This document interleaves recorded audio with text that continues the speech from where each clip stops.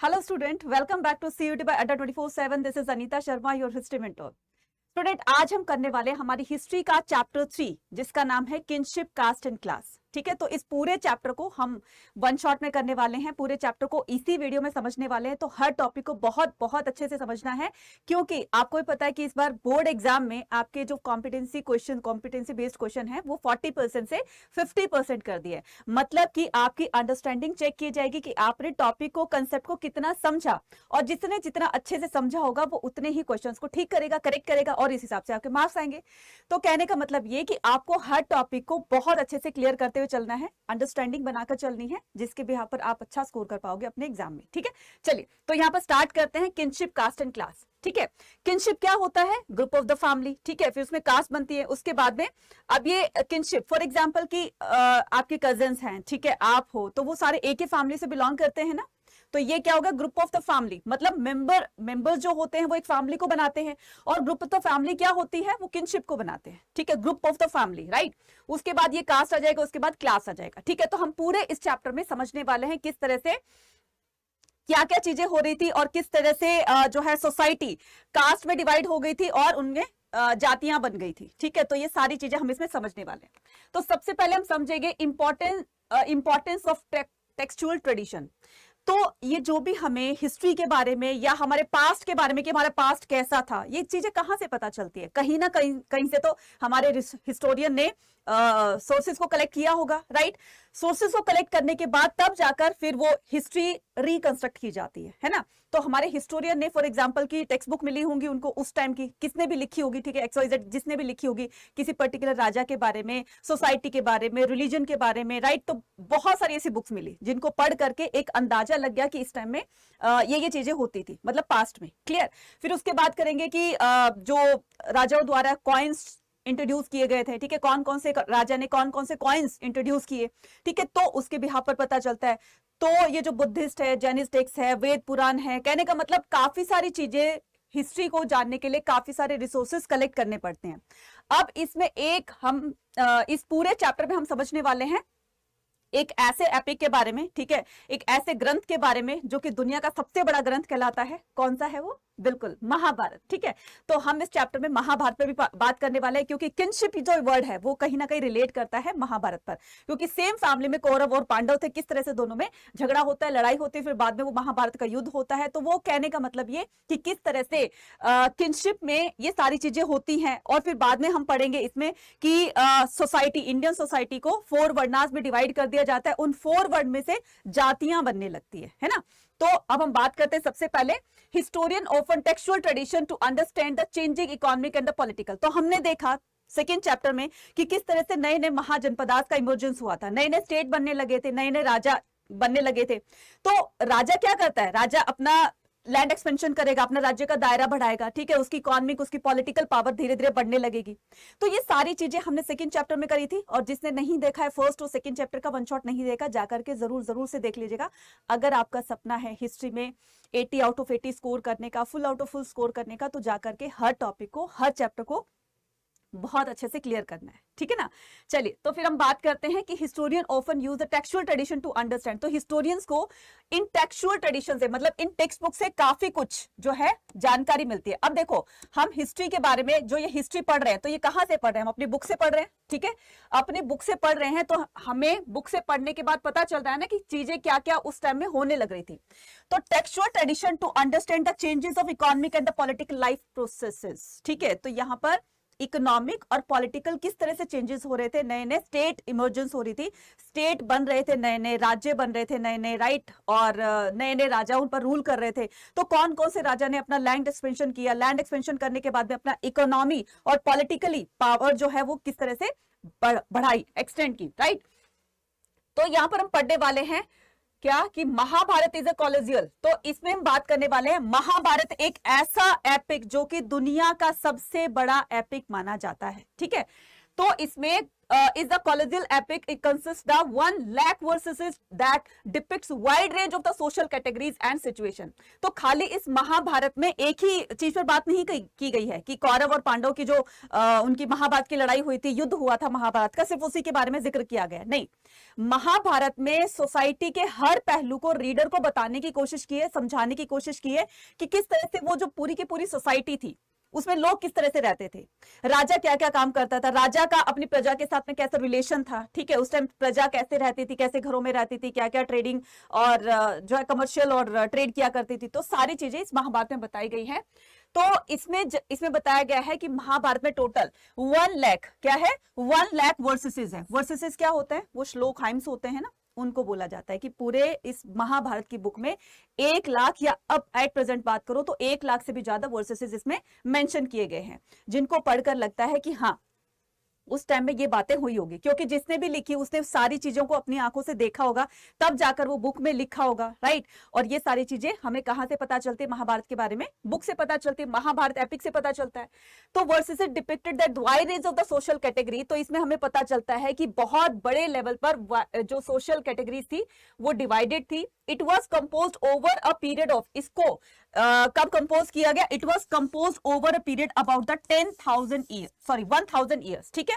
तो ये 1,000 ईयर पहले की बात है, या फिर हम कह सकते हैं कि 500 BCE से इसको लिखना स्टार्ट किया गया था, कंपोज करना स्टार्ट किया गया था। And some of the story it contain may have been the circulation even earlier, right. तो इससे पहले इतना बड़ा जो एपिक है वो दुनिया में कहीं नहीं देखा गया, ठीक है। और आज तक भी ये दुनिया का सबसे बड़ा एपिक माना जाता है। माना जाता है कि जब इसका क्रिटिकल एडिशन जब तैयार किया गया, किसने, VS शुकांतकर ने अपनी टीम के साथ में इसका क्रिटिकल एडिशन जब तैयार किया, मतलब इसकी एक एक चीज को बहुत बारीकी से एग्जामाइन किया गया, तो इसमें पूरे 47 ईयर्स लग गए थे। कितने, पूरे 47 ईयर्स लग गए थे। तो पूरे 47 साल तक इस क्रिटिकल महाभारत के क्रिटिकल एडिशन को कंपोज करने में लगा दिया। अब ये VS शुकांतकर कौन है, VS शुकांतकर संस्कृत के बहुत बड़े विद्वान, एक बहुत बड़े संस्कृत के स्कॉलर हैं, जिन्होंने अपनी टीम के साथ में इस पूरे महाभारत को इस महाभारत के क्रिटिकल एडिशन को कंपोज किया, राइट। और इसमें माना जाता है करीब करीब इस क्रिटिकल एडिशन में 13,000 पेजेस का ये पूरा का पूरा क्रिटिकल एडिशन तैयार किया गया। 13,000 पेजेस, मान सकते हो कितना बड़ा होगा, है ना। चलिए, तो नेक्स्ट हम बात करते हैं कि kinship and marriage, kinship and marriage, many rules and varied practice finding about the families. तो सबसे पहले हम बात करते हैं किसमें, सबसे पहले हम बात करते हैं फैमिली के बारे में, ठीक है।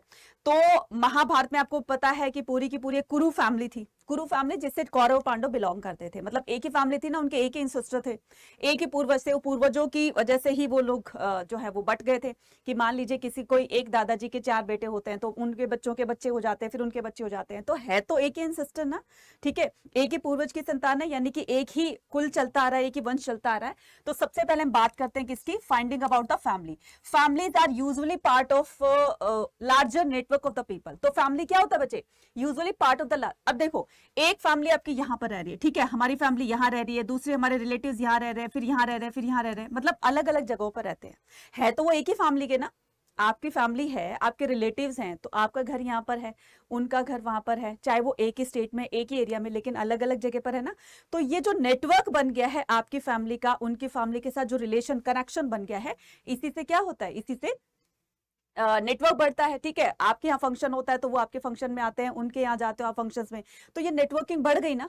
तो इसमें बताया गया है कि larger network of the people, the term kinfolk is used to, ठीक है, इसमें क्या बताया गया है, द टर्म किनफोक, ठीक है। अब ये टर्म किनफोक क्या होता है, मैंने बताया ना, जो सेम उससे बिलोंग करते हैं, ठीक है, किससे बिलोंग करते हैं, जो सेम फैमिली से बिलोंग करते हैं, उसको क्या कहा जाता है, the term kinfolk is used for these type of network of the relatives, ठीक है।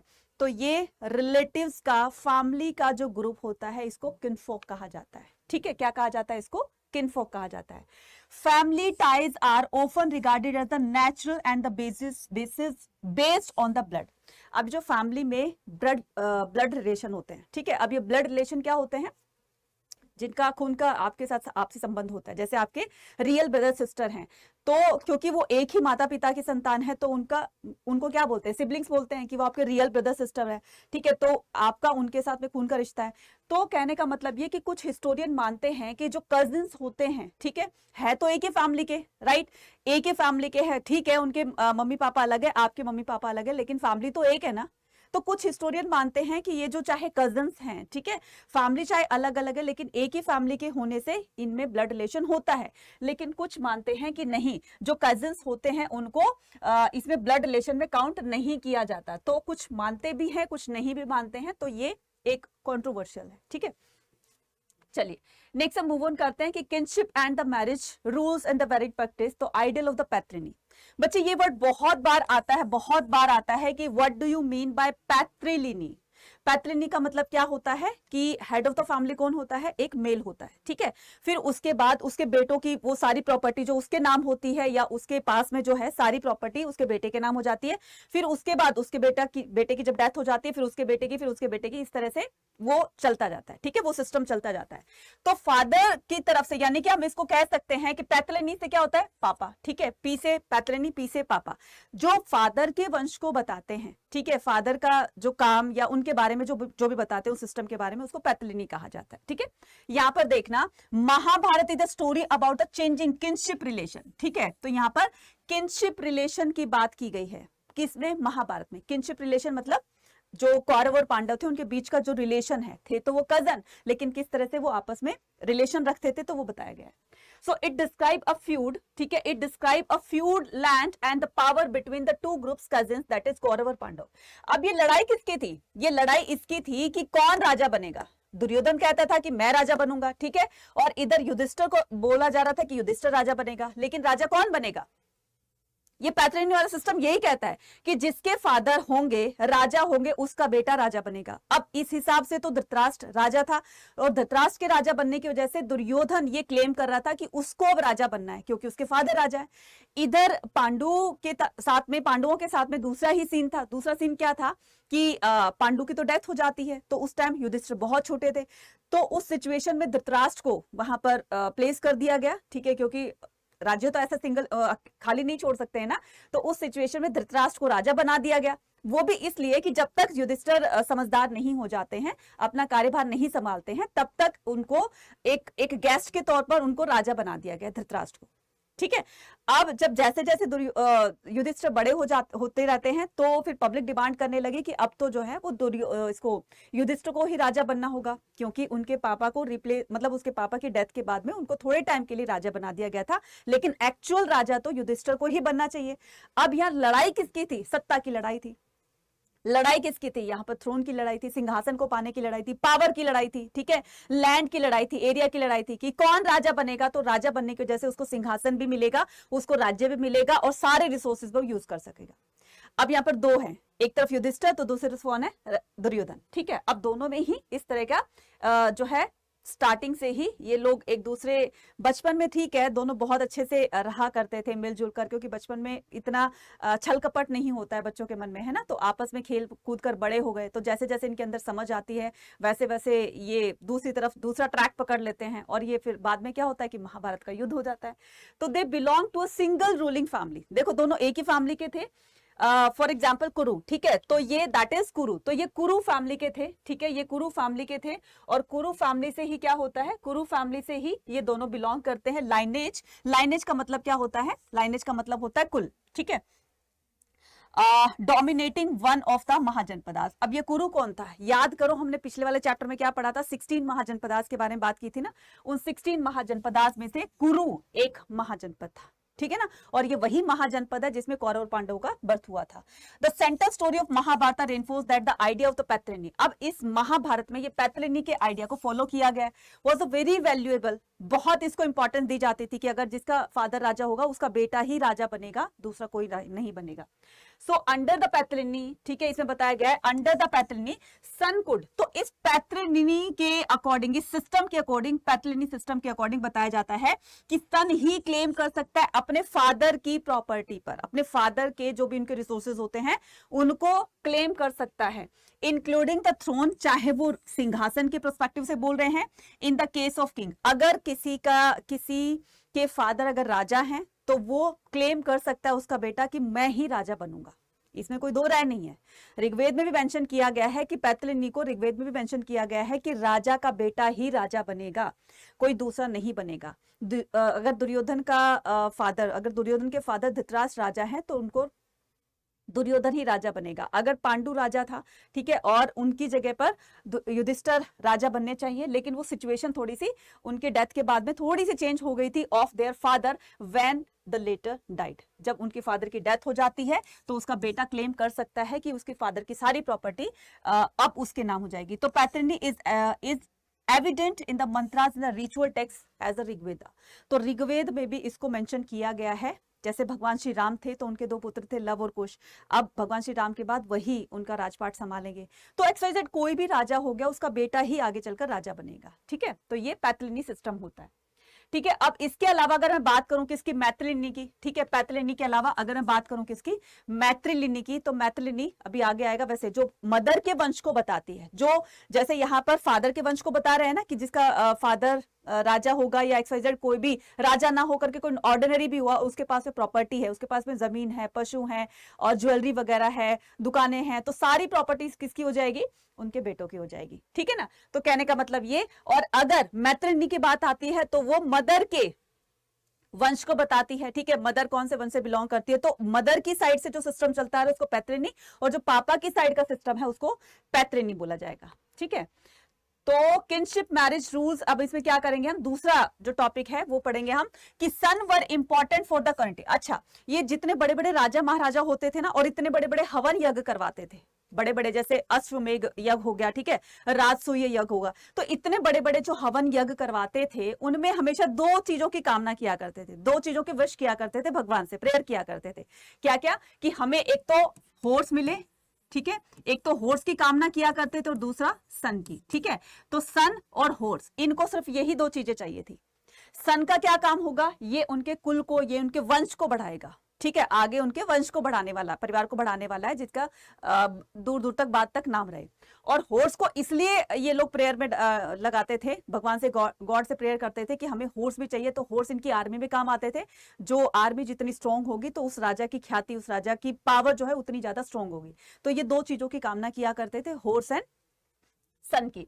तो डॉटर जो थी वो कभी भी क्लेम नहीं कर सकती थी फादर के रिसोर्सेज पर। क्यों? क्योंकि माना जाता था कि बेटी शादी होकर के अपने ससुराल चली जाएगी तो उसको फादर की प्रॉपर्टी से क्या लेना देना, ठीक है। तो बेटी क्लेम नहीं कर सकती थी, लेकिन आज के टाइम में ये बिल्कुल चेंज हो गया है, बेटी भी क्लेम कर सकती है। तो जितना हिस्सा बेटे को मिलेगा उतना ही बेटी को मिलेगा। अब तो सिग्नल दे दिया गया है सुप्रीम कोर्ट के थ्रू, राइट। तो अब बेटी भी उतना ही हिस्सेदारी की मतलब उतना ही उसको हिस्सा मिलेगा जितने बेटों को मिलता है।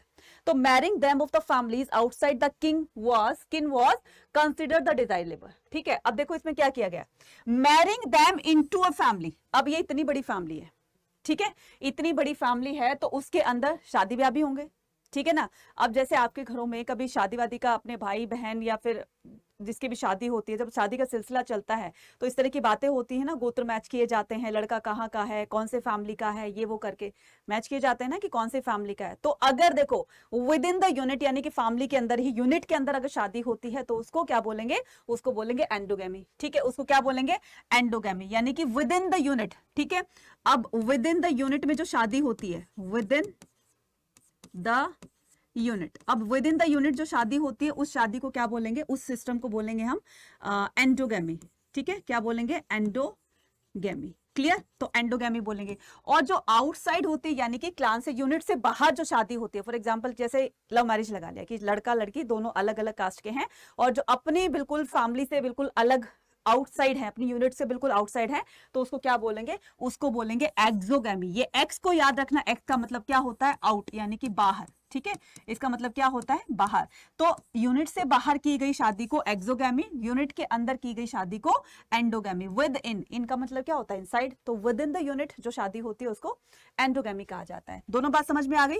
Girls and women belong to the high, अब देखो गर्ल्स और वुमेन जो हाई सोसाइटी से बिलोंग करती थी, रॉयल फैमिली से बिलोंग करती थी, रिच फैमिली से बिलोंग करती थी, उनको पूरी तरह से छूट दी गई थी कि उनकी जब एज हो जाती है तो अपनी मर्जी से शादी करेंगी, उनको कोई, उनके ऊपर कोई कंपल्शन नहीं था या उनको कोई फोर्स नहीं कर सकता था कि तुम्हें अभी शादी करनी है। जबकि नॉर्मल फैमिली में क्या होता है कि मम्मी पापा ने, ठीक है, पापा ने लड़का देख दिया और फिर चुपचाप से जो है वो ओके कर देती है और उसको फिर शादी करनी पड़ती है, तो उसमें उसकी राय नहीं ली जाती। गलत तो नहीं कह रही हूँ ना। तो लेकिन ये जो हाई सोसाइटी से बिलोंग करती थी, जो भी फीमेल होती थी, उनसे, चाहे लड़की थी, वुमेन थी, तो उनसे पूछा जाता था कि भाई अब तुम्हारी शादी का टाइम आ गया है, तो शादी करने का विचार है कि नहीं तुम्हारा। वो कहेगी हाँ जी है। तो फिर उनके पापा क्या करते थे, अगर वो बड़े बड़े हैं तो स्वयंवर कंडक्ट करवा देते थे। ठीक है, अब स्वयंवर में जिसको भी उस राजकुमारी को जो अच्छा लगता है, उस लड़की को जो अच्छा लगता है वर, उसके गले में वरमाला डाल देती है, बस उनकी शादी हो जाती है। कुछ ऐसे भी होते हैं कि राजा, बड़े बड़े राजा होते हैं, वो टास्क रख देते हैं। जैसे अर्जुन के लिए टास्क रखा था कि जो चलती हुई मछली थी उसको पानी में देकर उसकी आंख को बीनना था, तो अर्जुन ने ये टास्क कंप्लीट किया। भगवान श्री रामचंद्र जी जब सीता माता से जब शादी करने गए थे, तो उनके लिए वो धनुष रखा गया था कि जो धनुष को तोड़ेगा उससे मैं अपनी बेटी सीता की शादी कर दूंगा। तो कहने का मतलब है जो बड़े बड़े राजा महाराजा होते थे, ये कोई टास्क भी रखते थे और लड़की से पूछा जाता था कि शादी के लिए स्वयंवर कंडक्ट कराते थे, तो उसमें लड़की अपनी मर्जी से अपना वर चुनती थी, अपना हस्बैंड को सेलेक्ट करती थी और फिर उस हिसाब से उनकी मैरिज हो जाती थी। ठीक है, तो फ्रॉम द 500 BC, ठीक है, फ्रॉम 500 BC दीज नॉर्म्स क्या होते हैं बच्चे, नियम, ठीक है, रूल्स होते हैं। ठीक है, तो these norms were compiled in Sanskrit. अब ये सारे के जितने नियम बनाए गए थे, ये सारे संस्कृत में लिखे गए थे। ठीक है, कहाँ लिखे गए थे, ये लिखे गए थे धर्मसूत्र, ठीक है, और धर्मशास्त्र में। ये जितने भी शादी के दौरान या फैमिली के या जो भी रूल्स रेगुलेशंस बनाए गए थे, ये मेंशन किए गए थे धर्मसूत्र और धर्मशास्त्र में। इनको किसने कंपोज किया था, तो बाय द ब्राह्मणास। किसने किया था, बाय ब्राह्मणास। ठीक है, ब्राह्मणों ने इसको कंपोज किया था, राइट। तो the most important such work the Manusmriti was compiled between the, Manusmriti को ध्यान रखना, धर्मसूत्र और धर्मशास्त्र को कब कंपोज किया गया, तो ये किया गया था, कंपाइल किया गया था 500 BCE। ठीक है, और इसको मनुस्मृति को जब कंपोज किया, कंपाइल किया गया, तो वो 200 BC से लेकर 200 CE के बीच में इसको कंपोज किया गया था। दोनों डेट अच्छे से याद रखनी है आपको। ठीक है, क्लियर।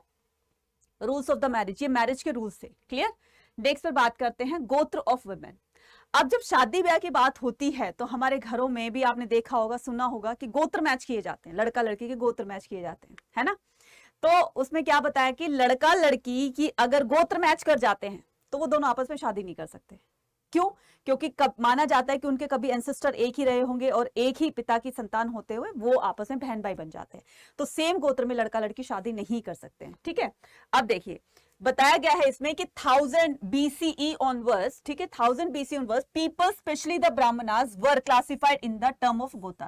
अब इन ब्राह्मणों ने क्या किया, गोत्र वाला सिस्टम लगा दिया। ठीक है, तो गोत्र वाले सिस्टम में ईच गोत्र वाज नेम्ड आफ्टर अ वैदिक सीर। अब ये वैदिक सीर क्या होता है, या कभी आपने सोचा है कि गोत्र क्या होते, किसने बनाए गोत्र, सोचा है कभी आपने, दिमाग में आया कभी कि गोत्र क्या होते, कभी क्वेश्चन किया आपने पेरेंट्स से, नहीं ना, किया भी होगा तो एक एक्चुअल आंसर नहीं मिला होगा। अब यहां पर देखिए, इसमें बताया गया है कि ईच गोत्र वाज नेम्ड आफ्टर द वैदिक सीर। ठीक है, वैदिक सीर का मतलब क्या होता है, सेज। सेज क्या, अब जैसे मान लो ये जो बड़े बड़े ऋषि मुनि होते थे, महर्षि विश्वामित्र, ठीक है, एक बहुत ही ज्ञानी तपस्वी बहुत बड़े ऋषि मुनि थे, तो वो एक थे, फिर उनके बाद उनकी जो संतान हुई, तो जो सेज थे, जो वैदिक सीर थे, यानी कि एक महर्षि विश्वामित्र थे, अब वो विश्वामित्र उन्हीं के नाम से उनकी डिसेंडेंट, उन्हीं का ही गोत्र चलता आ रहा है, तो ये क्या हो गया, वैदिक सीर हो गया। यानी कि एक एंसेस्टर का पर्टिकुलर नाम था महर्षि विश्वामित्र, जो विश्वामित्र गोत्र है वो उनकी फैमिली का चलता आ रहा है, तो ये किसके नाम से पड़ा, उस एंसेस्टर के नाम से, उस महर्षि के नाम से।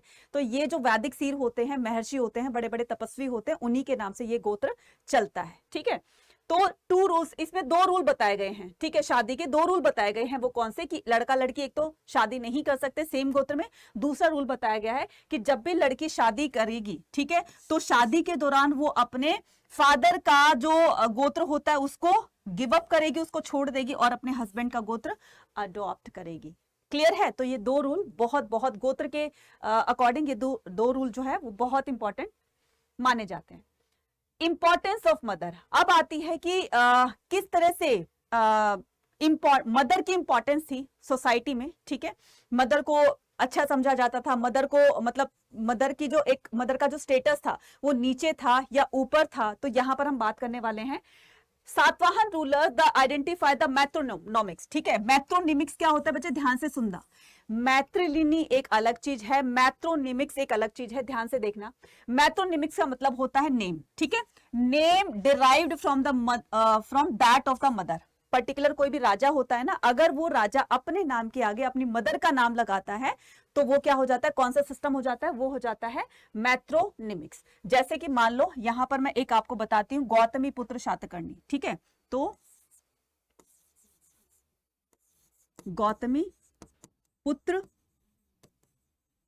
शातकर्णी। ठीक है, अब ये शातकर्णी कौन था, ये एक राजा था। ठीक है, ये क्या था, एक किंग था। इस किंग ने क्या किया, अपने नाम के आगे अपनी मदर का नाम लगाया, गौतमी पुत्र। ठीक है, तो इससे क्या पता चलता है कि देखो मदर का स्टेटस कितना हाई है, कि मदर की कितनी रिस्पेक्ट है सोसाइटी के अंदर। तो ये उस पर्टिकुलर राजा के नाम से ही पता चल जाता है कि गौतमी पुत्र शातकर्णी, मतलब पहले उसने अपने नाम के आगे अपनी मदर का नाम रखा है। तो सोच सकते हो कि यहाँ पर औरतों की या मदर की कितनी रिस्पेक्ट की जाती होगी। ठीक है, अब इस वाले सिस्टम को कहते हैं, नेम वाले सिस्टम को, जो नेम अपने आगे लगाया उन्होंने, इस सिस्टम को कहते हैं मैथ्रोनिमिक्स। ठीक है, the practice reflected the presence of the matriliny. ठीक है, अब ये कहीं ना कहीं ये मैथ्रिनी से रिफ्लेक्ट करता है। याद करना, अभी मैंने थोड़ी देर पहले क्या बताया था कि जो मदर के वंश को बताता है उस सिस्टम को क्या कहते हैं, मैथ्रिलिनी। ठीक है, और जो पापा के वंश को या पापा के बारे में बताता है उसको पैतृलिनी कहा जाता है। लेकिन यहां पर दो बातें आपको ध्यान रखनी है, वो क्या, कि मैंने अभी बताया कि गौतमी पुत्र शातकर्णी, इससे क्या होता है कि अपने मदर का नाम उसने आगे लगाया, तो कहीं ना कहीं ये रिफ्लेक्ट कर रहा है मैथ्रिलिनी सिस्टम को। ठीक है, लेकिन ये सिस्टम क्या कहलाता है, मैथ्रोनिमिक्स। फिर से सुनो, कंफ्यूज मत होना, बस पहले इसको समझ लो कि जो नाम के हिसाब से अगर किसी राजा ने अपने मदर का नाम अपने नाम के आगे लगाया है तो उस सिस्टम को क्या बोलेंगे, मैथ्रोनिमिक्स। बात समझ में आ गई? तो ये जो है इसी से ड्राइव, यानी कि इसी का ही पार्ट है। तो मैथ्रिलिनी से क्या होता है कि जो जहां पर विमेन को, जहां पर मदर को रिस्पेक्ट, मदर का स्टेटस जो चीज शो करती है, तो ये एक अम्ब्रेला टर्म है, इसी की ब्रांच है ये मैथ्रोनिमिक्स। ठीक है, अब समझ में आ गया? ठीक है, तो हाउएवर द सक्सेशन, अगर बात आती है थ्रोन की, ठीक है, देखो ये तो चलो नाम का सिस्टम था। ठीक है, अगर बात आती है थ्रोन की, तो ये जो गौतमी पुत्र शातकर्णी है, इनके पापा राजा रहे होंगे, तो राजा के बाद में बेटा ही बना। तो इसमें मैथ्रिलिनी सिस्टम यहां पर लागू नहीं किया गया है कि मदर के बाद में बेटा राजा बनेगा, नहीं, पापा के बाद में बेटा राजा बनेगा। फिर गौतमी पुत्र शातकर्णी की डेथ हो गई, फिर उसके बाद उसका बेटा राजा बनेगा। तो अगर सिंहासन, अगर पोस्ट के बारे में अगर यहां पर बात कर रहे हैं तो वहां पर पैट्रिलिनी सिस्टम चलता है, और अगर नाम के हिसाब से बात करते हैं तो वहां पर मैथ्रोनिमिक्स वाला सिस्टम चलता है। बात क्लियर हो गई? फिर से सुनो कि अगर बात आती है however the succession of the throne, अगर बात आती है सिंहासन को पाने की, राजा बनने की, तो कौन सा सिस्टम लागू करेंगे, कौन सा सिस्टम अप्लाई होगा, पैट्रिलिनी वाला सिस्टम, पैट्रिलिनियल। ठीक है, तो पैट्रिलिनियल वाला सिस्टम लागू होगा क्योंकि राजा का बेटा ही राजा बनेगा। तो इसमें सिंहासन के तौर पर इसके अकॉर्डिंग देखें तो पैट्रिलिनियल, और अगर नाम के अकॉर्डिंग देखें तो आपका मैथ्रोनिमोनिक्स। ठीक है, फिर भी समझ में आया तो एक बार कमेंट सेक्शन में पूछ लेना, वैसे बहुत अच्छे से मैंने बता दिया है। ठीक है, चलिए नेक्स्ट आता है social differences within and beyond the framework of the caste. तो राइट ऑक्यूपेशन, अब यहां पर हम क्या करने वाले हैं, राइट ऑक्यूपेशन के बारे में बात करने वाले हैं। तो राइट ऑक्यूपेशन, अब देख रहे हो ना कि देखो सोसाइटी में लोग क्या कर रहे हैं, सोसाइटी में ये ब्राह्मण लोग ही होंगे जो धर्मसूत्र और धर्मशास्त्र में इस तरह की नियम बनाएंगे, इस तरह की बातें लिखेंगे, मेंशन करेंगे। मनुस्मृति में भी लिखा गया है कि अब सोसाइटी धीरे धीरे ना डिवाइड होने लगेगी। जिसके पास पैसा होगा, जो थोड़े बहुत छोटे काम करता है, तो उसको एक अलग कैटेगरी में रखा जाएगा। जो वेद पुराणों का काम करता है उसको अलग कैटेगरी में रखा जाएगा। ठीक है, जो पढ़ने लिखने का काम करता है, और जो राजा वाली फैमिली से, रॉयल फैमिली से बिलोंग करता है, उनको अलग रखा जाएगा। जो फार्मर्स है, खेती बाड़ी करते हैं, इनको अलग रखा जाएगा। तो कहने का मतलब ये पूरी सोसाइटी जो है उसको 4 भागों में बांट दिया जाएगा। ठीक है, तो ब्राह्मण हो गए, ठीक है, ब्राह्मण हो गए, क्षत्रिय हो गए, ठीक है, वैश्यास हो गए, राइट, वैश्यास हो गए, ये भी क्षत्रिय है। ठीक है, वैश्यास हो गए, और कौन हो गए, शूद्रास हो गए, ठीक है। तो ये भी कौन है, वैश्यास। तो कहने का मतलब ये पूरी जो यहाँ पर हम सिस्टम देख रहे हैं, तो ये सिस्टम कौन सा होगा, ये सिस्टम होगा आपका वर्ण सिस्टम, ठीक है। ये सिस्टम कौन सा होगा, वर्ण सिस्टम। अब हम वर्ण सिस्टम को ध्यान से देखेंगे, समझेंगे, ठीक है। तो द धर्मसूत्र, अब ये धर्मसूत्र क्या कहता है, धर्मसूत्र और धर्मशास्त्र contain rules about the occupation of the 4 categories of varnas. जब ये 4 कैटेगरी में डिवाइड हो गया, ब्राह्मण, क्षत्रिय, ठीक है, वैश्य और शूद्र, ठीक है। ट्रिक बन गई, ध्यान से देखना, ठीक है, हंसना मत ट्रिक देख करके, क्लियर। तो ये जो ब्राह्मण, क्षत्रिय, वैश्य, शूद्र बन गई, ठीक है। तो उसमें क्या बताया गया कि सभी के काम को फिक्स कर दिया गया, ठीक है। अब ब्राह्मणों का काम क्या होगा, पहले ध्यान से देखना, ये बहुत बार क्वेश्चन आता है। ब्राह्मणों को क्या काम होगा, ब्राह्मणों का काम होगा वेदों को स्टडी करना, वेदों को टीच करना, ठीक है। वेदों को पढ़ना और पढ़ाना, लोगों को वेदों के बारे में ज्ञान देना कि वो लोग वेदों में क्या क्या चीजें लिखी हैं, ठीक है, लोग उनका ज्ञान सुनेंगे। तो ये काम किसका होगा, पढ़ाई लिखाई का, ब्राह्मणों का। नेक्स्ट होता है Kshatriya was were to engage in warfare, protect the people. क्षत्रियों का काम क्या होगा, क्योंकि क्षत्रिय ताकतवर होते हैं, ठीक है, स्ट्रांग होते हैं, तो उनका काम क्या होगा, राजा वाला काम होगा, ठीक है। राजा का काम क्या होता है, अपनी पब्लिक को, अपनी प्रजा को प्रोटेक्ट करना, ठीक है, सुरक्षित रखना, उनको हर चीज से जो है वो उनको फैसिलिटीज देना। तो ये सारा काम किसका होगा, राजा का होगा। तो वॉरफेयर में एंगेज रहना, युद्धों में बिजी रहना, ठीक है। और फिर क्या होगा, अपने पीपल को, अपनी प्रजा को प्रोटेक्ट करना। और तीसरा क्या हो जाएगा, एडमिनिस्ट्रेशन, जस्टिस, यानी कि जो है वो जस्टिस करना, यानी कि न्याय वगैरह करना। ये सारे काम किसके होते हैं, राजा के होंगे, ठीक है। वो सारे काम किसके होंगे, राजा के होंगे, clear. Vaishyas were engaged in the, वैश्यों का काम क्या होगा, वैश्यों का काम होगा एग्रीकल्चर करना, पेस्टलिज्म करना, ठीक है। क्या होगा, पेस्टलिज्म करना। और इसमें पेस्टलिज्म का मतलब होता है पशुपालन करना, ठीक है। एक तो वो क्या करेंगे, एग्रीकल्चर करेंगे, पेस्टलिज्म करेंगे और ट्रेड करेंगे। तो ये तीनों काम किसके हो गए, वैश्यास के हो गए, 3rd कैटेगरी के। नेक्स्ट आता है हमारा शूद्रास, ठीक है। अब ये शूद्रास का क्या हो जाएगा, शूद्रास में हम बात करने वाले हैं किसकी, शूद्र में बात करने वाले हैं वर्क असाइंड, ठीक है, वर्क असाइंड इन, बोर्ड को क्या हो रहा है,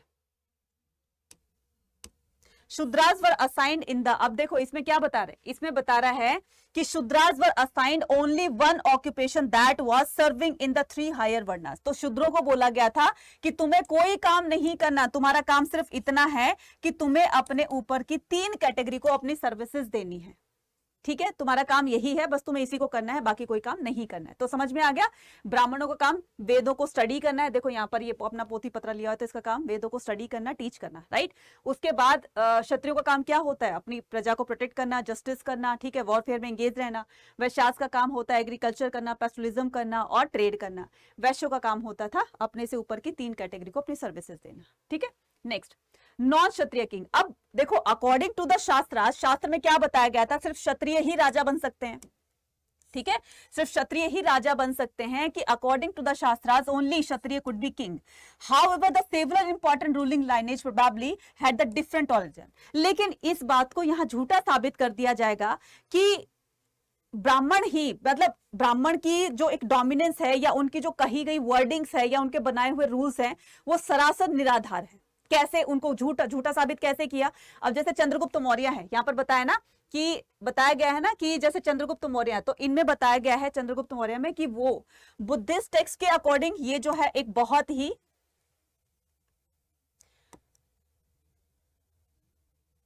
बुद्धिस्ट टेक्स्ट के according, Buddhist text suggested that the Maurya were Kshatriya. तो इसके बुद्धिस्ट टेक्स्ट के अकॉर्डिंग मौर्य क्या थे, बाय कास्ट या बाय वर्क क्षत्रिय थे, ठीक है। But Brahmanical text describe that them as a being low origin. लेकिन ब्राह्मण क्या कहता है, ब्राह्मण कहता है कि नहीं, वो लो ऑरिजन थे, ठीक है। उसके बाद अब ये लो ऑरिजन थे, ठीक है, शूद्र थे, लेकिन थे तो कितने महान राजा, चंद्रगुप्त मौर्य जो कि कितने बड़े महान एक राजा बने। उसके बाद सम्राट अशोक के बाद जो पहले उनके फादर थे बिंदुसार, वो भी एक बहुत ही ग्रेट रूलर थे।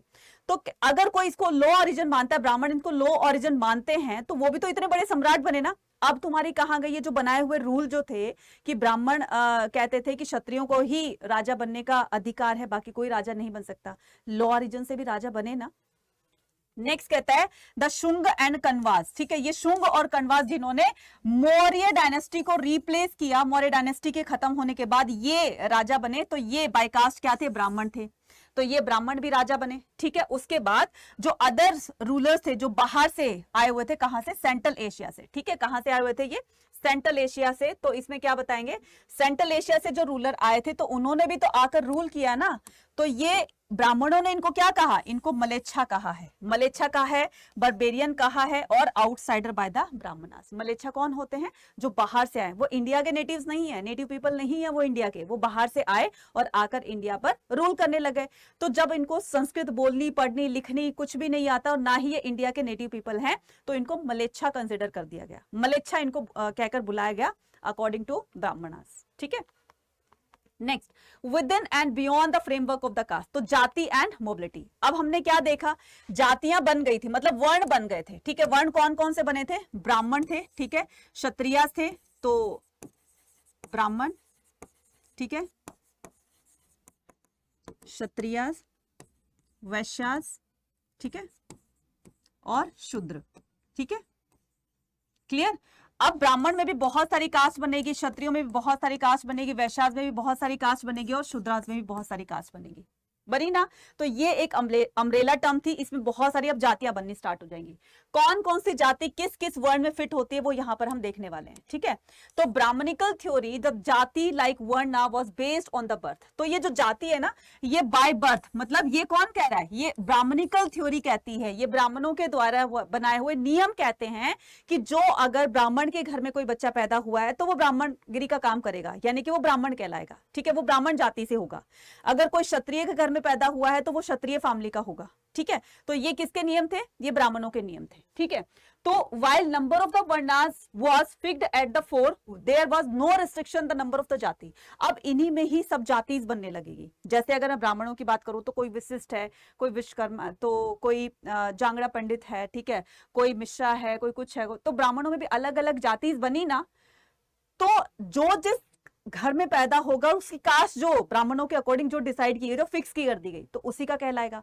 लेकिन कुछ जाति ऐसी थी जो इन 4 वर्णास में फिट नहीं बैठ रही थी, वो बिल्कुल अलग थी, तो उनको एक अलग कैटेगरी उनकी बना दी गई। जैसे कि यहां पर बताया गया है, people living in the forest such as the Nishada, जो जंगलों में रहते थे, उनकी कोई जाति वाति थी नहीं, ना ही उनका पता था कि तुम कौन सी जाति से बिलोंग करते हो, जंगलों में रहते थे, तो उनको निषाद कैटेगरी में डाल दिया गया, उनको निषाद जाति में डाल दिया गया। गोल्डस्मिथ जो स्वर्णकार थे वर classified as a jati by the brahmanical authority as they did not. तो निषाद और ये जो स्वर्णकार थे, ये दोनों ही किसी भी वर्ण में फिट नहीं बैठ रहे थे, इसलिए उनको अलग से उनके कैटेगरीज बना दी गई। Easily fit into the 4 fold varnas, ठीक है, डिड नॉट इजिली फिट। तो ये दोनों ही कैटेगरी जाति जो है वो इन 4 वर्णास में फिट नहीं बैठ रही थी, तो इनको एक अलग ही इनकी जाति बना दी गई कि वो स्वर्णकार हैं। स्वर्ण का ना तो ब्राह्मणों में काउंट होता है, ना ही वैश्यास में, ना ही शूद्रास में और ना ही क्षत्रियों में, तो इनको अलग ही रख दिया गया है, निषादों को और स्वर्णकारों को, ठीक है। नेक्स्ट पर बात करते हैं किसमें, society without the varna system. अब उस सोसाइटी की बात करते हैं जो वर्ण सिस्टम से बिल्कुल अलग थी।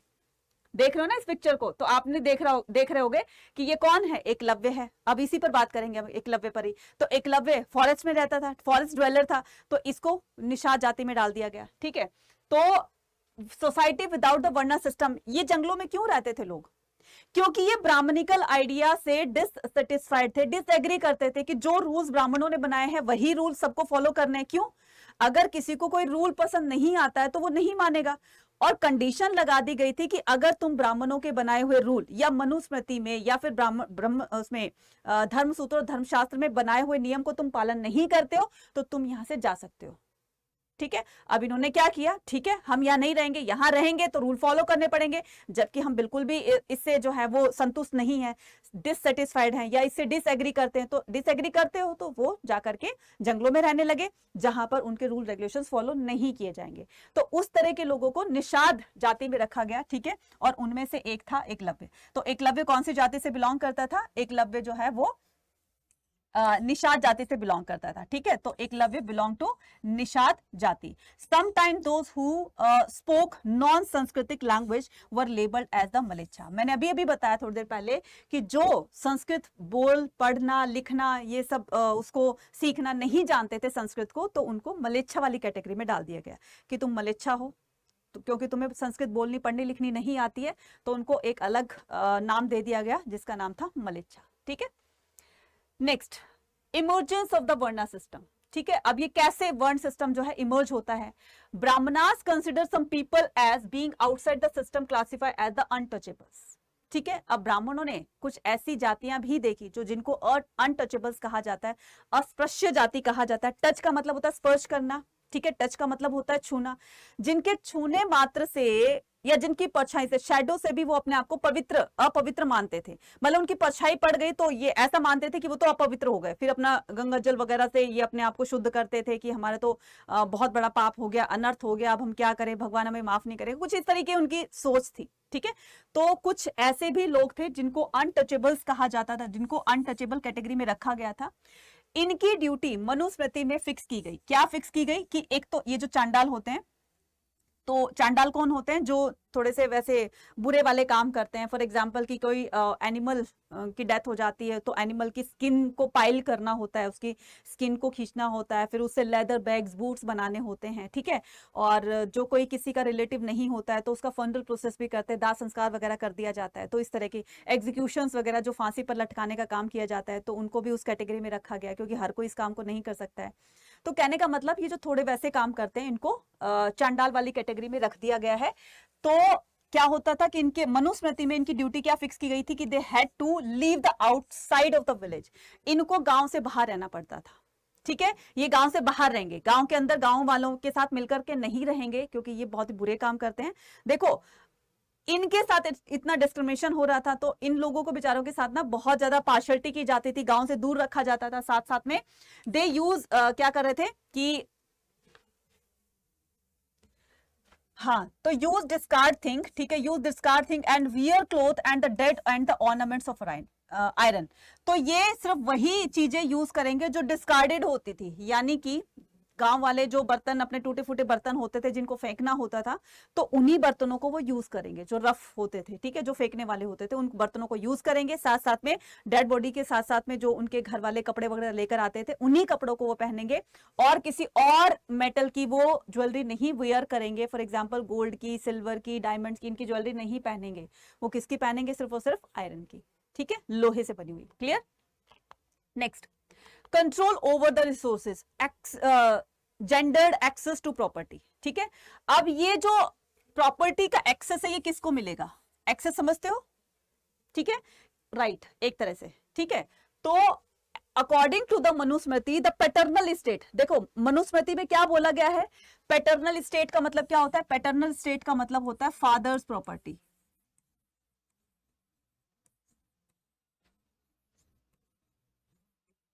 ठीक है, पैटर्नल स्टेट का मतलब होता है फादर्स प्रॉपर्टी। ठीक है, तो according to the Manusmriti paternal state was to be divided equal amongst the son after the death of the parents. ठीक है, with a special share for the eldest.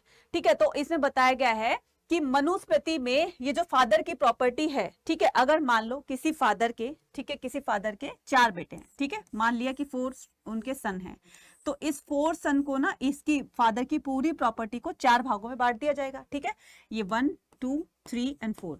तो जो फर्स्ट जो रेशो होगा, मतलब जो हिस्सा होगा, पहले बेटे को थोड़ा सा ज्यादा दिया जाएगा। क्यों? क्योंकि ये घर का बड़ा होता है, इस पर रिस्पॉन्सिबिलिटी ज्यादा होती है, तो इस चक्कर में इनको ज्यादा दे दिया जाता है। तो with the special share of the eldest women could not, बोला गया था कि वुमेन अपने फादर की प्रॉपर्टी को क्लेम नहीं कर सकती है, उसको कोई भी हिस्सा नहीं मिलेगा, वो सिर्फ अपने ससुराल जो है वो चली जाएगी, और उसका इस फादर की प्रॉपर्टी से कोई लेना देना नहीं है। ठीक है, लेकिन उसके लिए भी एक इंतजाम किया गया था। वो क्या था? Women were allowed to retain the gift they received on the occasion of, जब लड़की की शादी होती है तो जब उसके माँ बाप की तरफ से, उसके पेरेंट्स की तरफ से जो उसको गिफ्ट वगैरह मिलते हैं, महंगे महंगे कपड़े मिलते हैं, ज्वेलरी मिलती है, बहुत सारा सामान मिलता है, वो लड़की का अपना खुद का होता है। और उसको क्या कहा जाता है? उसको कहा जाता है स्त्री धन। उसको क्या कहा जाता है? स्त्री धन कहा जाता है। ये लड़की का खुद का अपना होता है। ठीक है, लिटरली विमेन्स वेल्थ। ठीक है, तो इसको बोला गया है कि स्त्री धन ये लड़की का खुद का अपना होता है, इस पर कोई क्लेम नहीं कर सकता। जैसे फादर की प्रॉपर्टी को बेटा क्लेम कर सकता है, ऐसे ही इस स्त्री धन को जो लड़की का खुद का अपना होता है, जो उसको फादर अपने पेरेंट्स की तरफ से मिले हैं, तो ना तो उसके हस्बैंड उस पर क्लेम कर सकते हैं, ना उसके बच्चे उस पर क्लेम कर सकते हैं, ना उसके इन-लॉज इन पर क्लेम कर सकते हैं। हाँ, ये बात अलग है कि लड़की चाहे अपनी मर्जी से उसको दे तब तो वो उनका हो सकता है, अदरवाइज तो कोई उसके जोर जबरदस्ती उसे छीन नहीं सकता है। ठीक है ना, और ये आज भी है कि जबरदस्ती उससे छीनेंगे तो भाई फिर चक्कर ही लगाने पड़ेंगे उनको कोर्ट के, ठीक है। तो ये लड़की का खुद का अपना होता था। नेक्स्ट आता है varna and the access to property, ठीक है। According to the Brahminical text, another criterion apart from the gender for regulating access to the wealth was varna. अब देखो ये तो हमने क्या बताया, ये तो हमने सन और डॉटर के बारे में, ठीक है, कि प्रॉपर्टी का राइट एक्सेस जो है वो किसको मिलेगा, ठीक है। तो बेटे को मिलता है और बेटी को इस तरह का स्त्री धन मिलता है। तो ये तो हो गया उनका जो प्रॉपर्टी का राइट था। अब हम बात करते हैं कि varna and the access to property, ठीक है। तो according to the brahmanical text के अकॉर्डिंग अनदर एक और क्राइटेरिया रखा गया था कि जिसके पास जितना धन होगा उसी हिसाब से उसको कैटेगराइज कर दिया जाएगा। For example apart from the gender, यानी कि लड़का लड़की को तो साइड में कर दो, इसके अलावा एक और जो है तरीका है इसका एक्सेस का, प्रॉपर्टी एक्सेस का, वो क्या है कि for regulating the access to wealth was varna, the only occupation prescribe the Shudras was. अब जिसके पास जितना पैसा होगा उसी से उसकी कैटेगरी डिसाइड कर दी जाएगी, ठीक है। अब जैसे कोई व्यापारी है, मर्चेंट है, ट्रेडर है, वो अपने बिजनेस को इतना अच्छा रन करता है, उसके पास काफी पैसा है, तो उसको लोग क्या करेंगे, उसका सोसाइटी में एक अपना ही रुतबा होगा। एक बोलेंगे ना कि लोग उसको चलते हुए को सलाम करेंगे, सलाम साहब 10 बार तो सलाम करेंगे उसको, ठीक है। चाहे वो नीची कास्ट का है, चाहे वो वैश्याज है, ठीक है, और चाहे शूद्र के पास है, वो अपने काम से वो इतना पैसा इतना अर्न कर लेता है कि उसके पास बहुत सारा पैसा हो जाता है। चाहे वो नीची कास्ट का है लेकिन उसके पास पैसा है, तो लोग उसको सैल्यूट करेंगे, 10 बार सैल्यूट करेंगे। जरा से स्नीज कफ आ जाएगा, ठीक है, छींक आ जाएगी, खांसी आ जाएगी, अरे भाई क्या हो गया तुम्हें, चलो चलो डॉक्टर के पास मैं लेकर चलता हूँ, तुमने मुझे बताया क्यों नहीं, मैं लेकर चलता, इतना तुम्हें परेशान नहीं होना पड़ता। तो उसको ऐसे करेंगे जैसे पता नहीं उसको क्या हो गया। और जिसके पास जो बाय कास्ट बहुत ऊंचा है, ठीक है, उसके पास पैसा नहीं है, लोग उसको डिसलाइक करेंगे। ये रियलिटी पहले थी और यही अब है। गलत तो नहीं कह रही हूं ना, ठीक है। तो ये सारी चीजें इसमें बताई गई है, क्लियर। चलिए नेक्स्ट, शेयरिंग द वेल्थ। अब हम क्या बात करते हैं कि वेल्थ को शेयर कैसे करना है। In an alternative scenario, the one system people either claim were assigned the status on the basis of their wealth. तब मैंने अभी बताया ना कि कुछ को उनके वेल्थ के हिसाब से, उनके पैसों के हिसाब से उनका स्टेटस डिसाइड कर दिया जाएगा, ठीक है, कि भाई ये बहुत अमीर है, ये बहुत गरीब है, तो वो अमीर गरीब वाला सिस्टम यहाँ पर चल जाएगा। और लोग जिनके पास पैसा नहीं है उनको डिसलाइक करेंगे, यही बात बताई थी, ठीक है। Control over the resources and the status. Social contract में हम क्या पढ़ने वाले हैं, सोशल कॉन्ट्रैक्ट में हम पढ़ने वाले हैं control over the resources and status. कि देखो अभी हमने इतनी सारी बातें पढ़ी कि किसको प्रॉपर्टी राइट होगा, बेटा बेटी में से किस तरह से उनको उनके साथ मतलब कि किसको फादर की प्रॉपर्टी का राइट मिलेगा, किसी को नहीं मिलेगा, किसके पास स्त्रीधन होगा, ये सारी चीजें पढ़ी। दूसरा हमने पढ़ा कि एक और तरीका था स्टेटस को डिसाइड करने का, स्टेटस को फिक्स करने का कि इसका स्टेटस क्या होगा, कि जो रिच होता था उसका स्टेटस हाई होता था, जो पुअर होता था चाहे वो बाय कास्ट कोई ऊंची कास्ट का हो, लेकिन अगर उसके पास पैसा नहीं है तो उसको नीची कैटेगरी में रखा जाता था। 2 तरह के सिस्टम हमने पढ़ लिए ना स्टेटस के अकॉर्डिंग। तो अब हम क्या करने वाले हैं, सोशल कॉन्ट्रैक्ट में पढ़ने वाले हैं Buddhist also develop an alternative understanding of social inequality and situation required to regulate the social conflict। अब जब लोगों में अमीर गरीब वाला सिस्टम आ जाएगा, सोसाइटी में ये अमीर गरीब बनने लगेंगे, तो जाहिर सी बात है कि लोगों में कॉन्फ्लिक्ट्स भी होंगे, है ना। अब कोई मान लो फार्मर है, फार्मर अपने खेतों में या उसकी तरफ से राजा की तरफ से उनको लैंड ग्रांट की गई है, उसमें बोला गया कि तुम्हें यहाँ पर खेती बाड़ी करनी है, तुम्हें यहाँ पर फार्मिंग करनी है, ठीक है। अब वो दिन रात मेहनत करता है, दिन रात मेहनत करता है और उसको उतने पैसे नहीं दिए जाते जितनी उसने मेहनत की है, कॉन्फ्लिक्ट बढ़ेंगे, जाहिर सी बात है, ठीक है। ट्रेड बढ़ेगा तो कॉन्फ्लिक्ट बढ़ेंगे। अब वो ट्रेड कर रहा है तो किसी से लेना देना होता है, पैसों के मामले में लेना देना होता है, तो उसमें क्या होगा, उसमें लोगों का कॉन्फ्लिक्ट बढ़ेगा, एक दूसरे से लोग झगड़ेंगे सुलझाएंगे भी, ये भी करेंगे। तो देख रहे हो ना किस तरह से चेंजेस हो रहे हैं। तो Buddhist also develop an alternative understanding of the social inequality, ठीक है। सोशल इनइक्वालिटी मतलब धीरे धीरे लोगों में सोसाइटी में इनइक्वालिटी बढ़ रही थी and institution required to regulate the social conflict, ठीक है। तो धीरे धीरे सोसाइटी में कॉन्फ्लिक्ट भी बढ़ रहे थे, लोगों में आपस में झगड़े भी हो रहे थे। अकॉर्डिंग टू एक सुत पिटक में एक मिथ दिया हुआ है। सुत पिटक क्या है, सुत पिटक गौतम बुद्ध की टीचिंग्स जिसका वर्णन किया गया, ठीक है, टीचिंग ऑफ बुद्धा।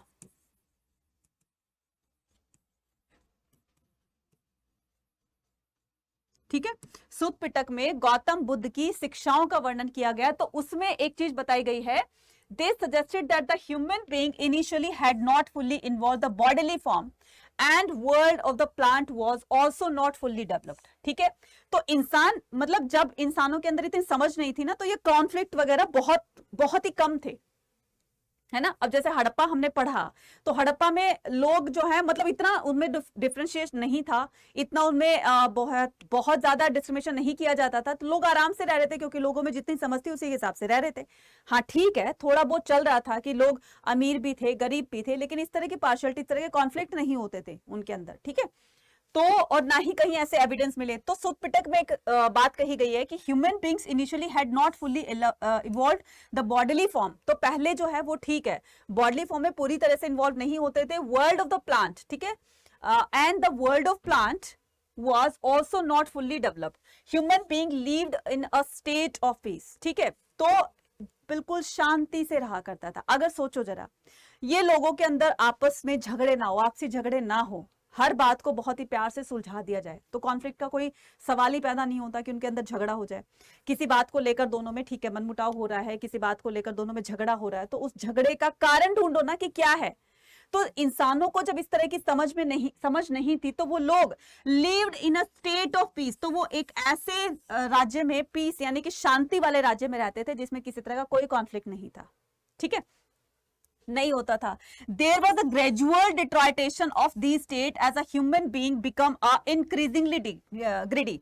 जैसे जैसे अब किसी राजा की बात कही गई है कि राजा के पास ठीक है इतना सारा ठीक है पूरा बड़ा राज्य है, उनके रिसोर्सेज को भी यूज करता है, लेकिन उसके राज्य में कोई फार्मर है और वो खेतीबाड़ी कर रहा है, वो कल्टीवेशन कर रहा है, तो जितना प्रोडक्शन उसके खेतों से आता है, उसके फील्ड से आता है, तो उस पर उतना रेवेन्यू इंपोज कर देता है, ठीक है।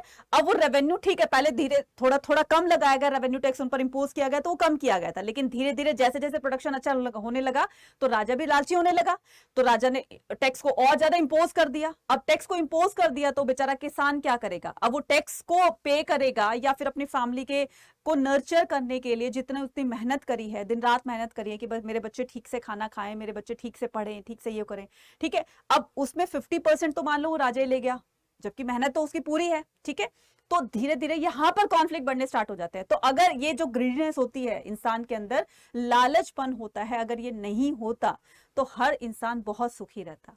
तो ये जो ग्रीडीनेस है, ये जो लालचपन है इंसान के अंदर, यही कॉन्फ्लिक्ट का एक कारण होता है, तो वही इसमें बताई गई है।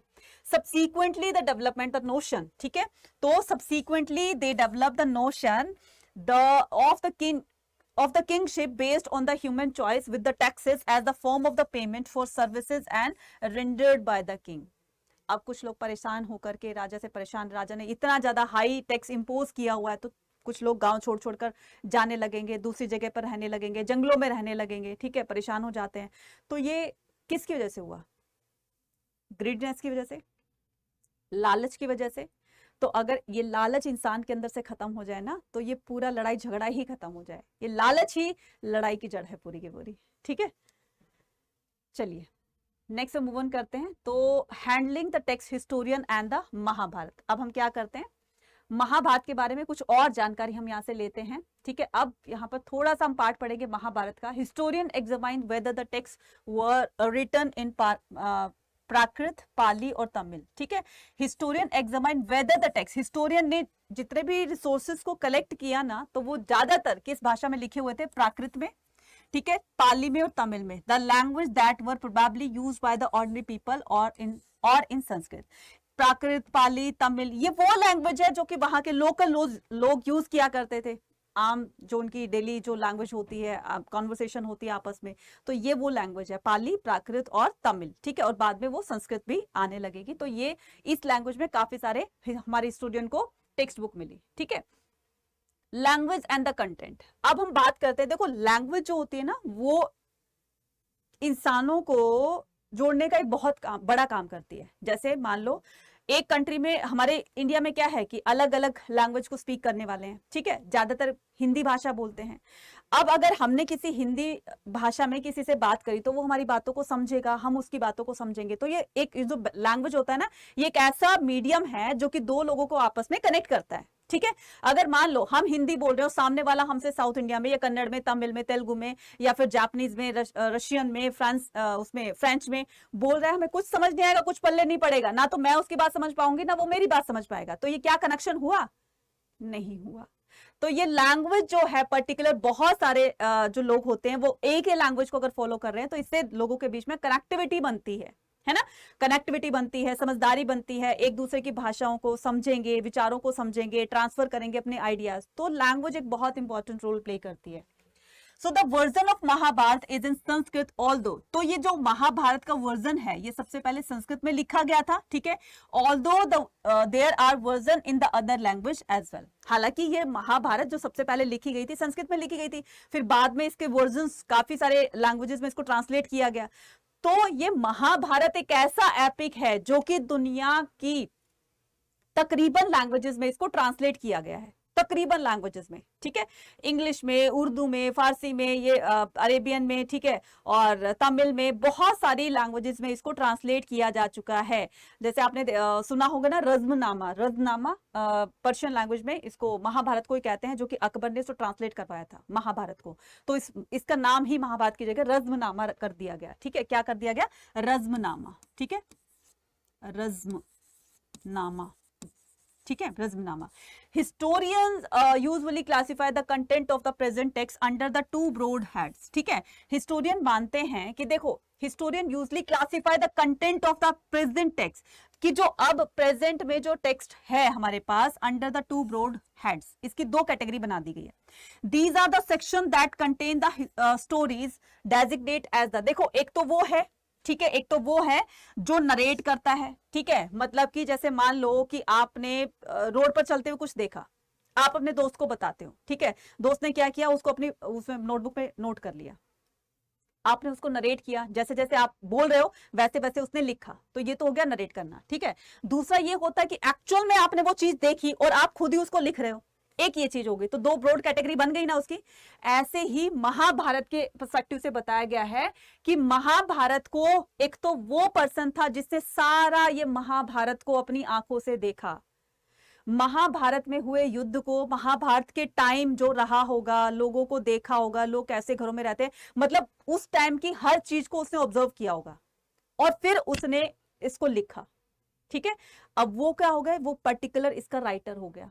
अभी मैं बताती हूँ, ठीक है, कंफ्यूज मत होना। एक ये यहाँ पर एक थॉट प्रोसेस बता रही हूँ किस तरह का यहाँ पर चल रहा है। दूसरा ये कि किसी ने उसको नरेट किया, फॉर एग्जाम्पल कि महर्षि वेद व्यास ने इसको नरेट किया और गणेश जी ने इसको लिखा, ये भी तो था, नरेट करना भी, तो दो ब्रॉड कैटेगरी बताई गई ना। अब वही बात हम इसमें समझने वाले हैं। Original story of Mahabharata was probably composed by the charioteer bard. अब ये चैरिएटर बार्ड किसको बोला गया बच्चे, बताना जरा।